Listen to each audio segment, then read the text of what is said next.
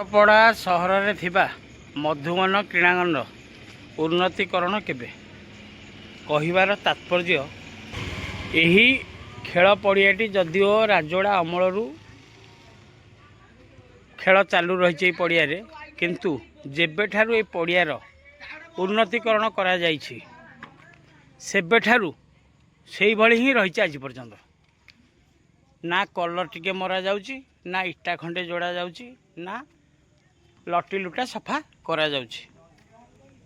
ଆପଣ ଦେଖନ୍ତୁ, ଏଇ ଯେଉଁ ପେଣ୍ଡାଲଟି ନିର୍ମାଣ କରାଯାଇଥିଲା ଆଜି ପର୍ଯ୍ୟନ୍ତ ବର୍ଷା ହେଲେ ତା ଭିତରେ କେହି ଠିଆ ହେଇପାରିବେନି, ଏତେ ପାଣି ଗଳୁଛି। ଏବଂ ଯେଉଁ ଗ୍ୟାଲେରୀ ସବୁ ତିଆରି କରାଯାଇଥିଲା ସବୁ ଗ୍ୟାଲେରୀ ପ୍ରାୟ ଭାଙ୍ଗିଗଲାଣି। ମଝିରେ ଖଣ୍ଡପଡ଼ା NSC ପକ୍ଷରୁ କିଛି ଫଣ୍ଡ ନିଜ ପକେଟ୍ ଖର୍ଚ୍ଚ ଉଠାଇବା ପାଇଁ ଏଠାରେ ସାଇଡ଼ରେ ଫେବର ବ୍ଲକ୍ ପଡ଼ିଥିଲା ଏବଂ ଏ ଯେଉଁ ଚେୟାର ଗୁଡ଼ା ସବୁ ପଡ଼ିଛି ଆପଣମାନେ ଦେଖୁଥିବେ, ଏ ଚେୟାର ସବୁ କଲର ଛାଡ଼ିଗଲାଣି, ଭାଙ୍ଗିଗଲାଣି। ଏବଂ ଯେଉଁ ମହାପୁରୁଷମାନଙ୍କୁ ମନେ ପକାଇବା ପାଇଁ ଆ ଭିତରେ ତାଙ୍କର ଷ୍ଟାଚ୍ୟୁ କରାଯାଇଛି, ସେ ମଧ୍ୟ ଜରାଜୀର୍ଣ୍ଣ ଅବସ୍ଥାରେ ପଡ଼ି ରହିଛି। ଏଠି ଯଦିଓ ଖଣ୍ଡପଡ଼ା ସହର ସମସ୍ତ କ୍ରୀଡ଼ାବିତ ମାନେ ନିର୍ଭର କରିଥାନ୍ତି ଆମର ପଠାଣି ସାମନ୍ତ କଲ୍ୟାଣୀ ମଣ୍ଡପରେ ଆମର ଏକ୍ସରସାଇଜ ଇନଷ୍ଟ୍ରୁମେଣ୍ଟ ଗୁଡ଼ା ଖତ ଖାଉଛି ପଛକେ ଏଠି ଟିକେ ଲାଗିପାରୁନି। କାରଣ ଆପଣ ଦେଖୁଥିବେ ଖଣ୍ଡପଡ଼ା NSC ପକ୍ଷରୁ ସହରର ବିଭିନ୍ନ ଜାଗାରେ, ଏପରିକି ଆମର ଯେଉଁ ପ୍ଲାଣ୍ଟ ଅଛି NSCର ପ୍ଲାଣ୍ଟ, ସେଠାରେ ମଧ୍ୟ ଏକ୍ସରସାଇଜ ଇନଷ୍ଟ୍ରୁମେଣ୍ଟ ଲାଗିଛି, କିନ୍ତୁ ଏଠାରେ କୌଣସି ଜାଗାରେ ଗୋଟେ ଜିମ୍ ଆଇଟମ୍ ଆଜି ପର୍ଯ୍ୟନ୍ତ ଲାଗିପାରିଲେ ନାହିଁ। ବିଗତ ସରକାର ବେଳେ ପାଣ୍ଡିଆନ ଯେଉଁ ଆସିଥିଲେ, ହେଲିପ୍ୟାଡ୍ ହେଇଥିଲା ଏବଂ ତାଙ୍କର ଯେଉଁ ବଡ଼ ମିଟିଂ ଏକ ଛତ୍ରବାଦ ଚାଲିଥିଲା ସେତେବେଳେ, ତା ଯୋଗୁଁ ମଧ୍ୟ ପଡ଼ିଆ କିଛି ନଷ୍ଟ ହୋଇଯାଇଛି। ଏବଂ ଏବେ ଯେଉଁ ଡବଲ ଇଞ୍ଜିନ୍ ସରକାର 2 ବର୍ଷ ହେଇଗଲା ବର୍ତ୍ତମାନ, ତାଙ୍କ ପକ୍ଷରୁ ମଧ୍ୟ ଗୋଟିଏ ଜାଗାରେ କଲର ଟିକେ ବି ମରାଯାଇ ପାରିଲାନି। ଏଠାରେ ଆମର ଖଣ୍ଡପଡ଼ା ମହୋତ୍ସବ ହେଉଛି, ଅନ୍ୟାନ୍ୟ ପ୍ରୋଗ୍ରାମ ହେଉଛି, ଯେତେ ଅଫିସିଆଲି ପ୍ରୋଗ୍ରାମ ଆ ଭିତରେ ହେଉଛି। ଫୁଟବଲ ଟୁର୍ଣ୍ଣାମେଣ୍ଟ ମଧ୍ୟ ଆୟୋଜନ କରାଯାଉଛି, ଛୋଟ ଛୋଟ କ୍ରିକେଟ ଟୁର୍ଣ୍ଣାମେଣ୍ଟ ମଧ୍ୟ ଆୟୋଜନ କରାଯାଉଛି। କିନ୍ତୁ ଏହି ପଡ଼ିଆ ପ୍ରତି ସ୍ଥାନୀୟ ପ୍ରଶାସନ ପକ୍ଷରୁ କେବେ ଟିକେ ହେଲେ ଦୃଷ୍ଟି ଯାଉନାହିଁ।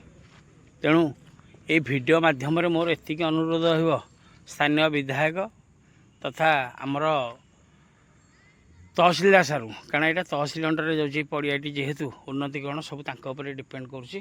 ତା ପାଇଁ ସ୍ୱତନ୍ତ୍ର DPR ପ୍ରସ୍ତୁତ କରାଯାଉ। କାରଣ ଆମେ ବର୍ତ୍ତମାନ ଶୁଣୁଛୁ ଖଣ୍ଡପଡ଼ା ନିର୍ବାଚନ ମଣ୍ଡଳୀ 2ଟି ମିନି ଷ୍ଟାଡ଼ିୟମ୍ ନିର୍ମାଣ କରାଯିବ। ଖଣ୍ଡପଡ଼ାର ଆମର କଇଁଥପଲ୍ଲୀ ଏବଂ ଭାପୁର ବ୍ଲକର ବାଇଗିଣାଠାରେ। ତେଣୁ ଏଠି ପ୍ରଶ୍ନ ଉଠେ, ଏଇ ଯେଉଁ ପଡ଼ିଆଟି ବର୍ତ୍ତମାନ ଅଛି, ଆପଣ ଦେଖିବେ ନୟାଗଡ଼ ଡିଷ୍ଟ୍ରିକ୍ଟ ଭିତରେ ସବୁଠାରୁ ବଡ଼ ଏରିଆ ଏବଂ ଭଲ ପଡ଼ିଆ, କିନ୍ତୁ ଆର ଉନ୍ନତିକରଣ କରାଯାଉ ନାହିଁ, ଯେଉଁଟାକି ଅତି ଦୁଃଖର କଥା। ତଥା ଯେଉଁ ଯୁବ କ୍ରୀଡ଼ାବିତ ମାନେ, ଯେଉଁମାନେ କି ଆମର ଭବିଷ୍ୟତ, ଏବଂ ଯେଉଁ ସିନିୟର ସିଟିଜେନ୍ ହୁଅନ୍ତୁ କିମ୍ବା ଅନ୍ୟ ମହିଳା ଏବଂ ଯୁବକମାନେ, ଯେଉଁମାନେ କି ପ୍ରତିଦିନ ସକାଳୁ କିଛି ବ୍ୟାୟାମ ବା ରନିଂ କରିବା ପାଇଁ, ମର୍ଣ୍ଣିଂ ୱାକ୍ କରିବା ପାଇଁ ଆସନ୍ତି, ସେମାନେ ମଧ୍ୟ ଆସିପାରୁନାହାନ୍ତି। କାରଣ ଏଠି ଆ ଭିତରେ ଚାଲିବାଟା ସମ୍ଭବ ନୁହଁ। ଆ ଭିତରେ ଚାରିପଟେ ଗୁଗୁଚା ଫୁଗୁଚା ଆରମ୍ଭ ହୋଇ ଲଟି ଲୁଟାରେ ପରିପୂର୍ଣ୍ଣ। ତେଣୁ ପରିଶେଷରେ ଗୋଟିଏ ଅନୁରୋଧ ରହିବ, ଆମର ମାନ୍ୟବର ବିଧାୟକଙ୍କୁ ଟିକେ ଏଥିପ୍ରତି ଟିକେ ଦୃଷ୍ଟି ଦିଅନ୍ତୁ। କିଛି ନହେଲେ ବି କିଛି ଗୋଟେ ଫଣ୍ଡ ଆ ପାଇଁ ସାଙ୍କସନ୍ କରି ଆକୁ ଆଉ ଟିକେ ଉନ୍ନତିକରଣ କରାଯାଉ। ବା ଯେଉଁ ଆମର ମାଟି ଧୋଇ ହେଇଯାଇଛି, ନ୍ୟାଚୁରାଲ୍ ଯେଉଁ ପଡ଼ିଆଟି ସୁନ୍ଦର ଥିଲା, ତାକୁ କାଳକ୍ରମେ ନଷ୍ଟ କରି ଦିଆଯାଇଛି ଅନ୍ୟାନ୍ୟ ପ୍ରୋଗ୍ରାମ କରି। ତେଣୁ ଏଠାରେ ମାଟି ଟିକେ ପଡ଼ି, ଟେଷ୍ଟିଂ ମାଟି, ଯେଉଁଟାକି ଘାସ ସୁନ୍ଦର ଭାବେ ଲାଗିଲେ ପଡ଼ିଆରେ ପିଲାମାନେ ଖେଳିପାରିବେ। ଏବଂ ତହସିଲ ପ୍ରଶାସନ ପକ୍ଷରୁ ମଧ୍ୟ ଏଇ ପଡ଼ିଆର ଟିକେ ରକ୍ଷଣାବେକ୍ଷଣ କରାଯାଉ। ଯେଉଁ ନିଜ ମନକୁ ହଟ୍ ବି କରୁଛି ଖଣ୍ଡପଡ଼ାର ଜଣେ ବାସିନ୍ଦା ହିସାବରେ। ତେଣୁ ସ୍ପେଶିଆଲ ଅନୁରୋଧ ରହିବ, ସ୍ଥାନୀୟ ପ୍ରଶାସନ ପକ୍ଷରୁ ଏହାକୁ ଟିକେ ଉନ୍ନତିକରଣ କରାଯାଉ। ଦେଖନ୍ତୁ କେତେ ଛୋଟ ଛୋଟ ପିଲା କେତେ ଆଗ୍ରହରେ ଆସି ଖେଳୁଛନ୍ତି, କିନ୍ତୁ ପଡ଼ିଆର ଅବସ୍ଥା ଦେଖି ଅନେକ ଆସୁନାହାନ୍ତି। ତେଣୁ ଯଦି ପଡ଼ିଆଟି ଟିକେ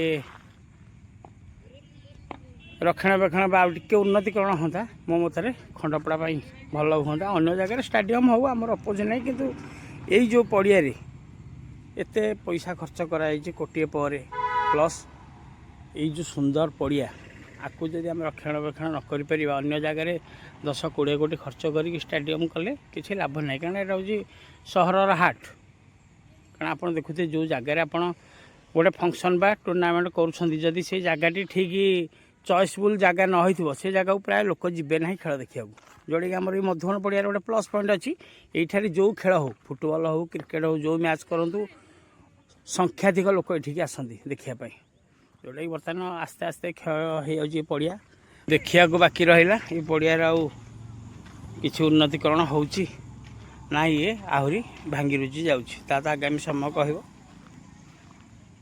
रखुची नमस्कार।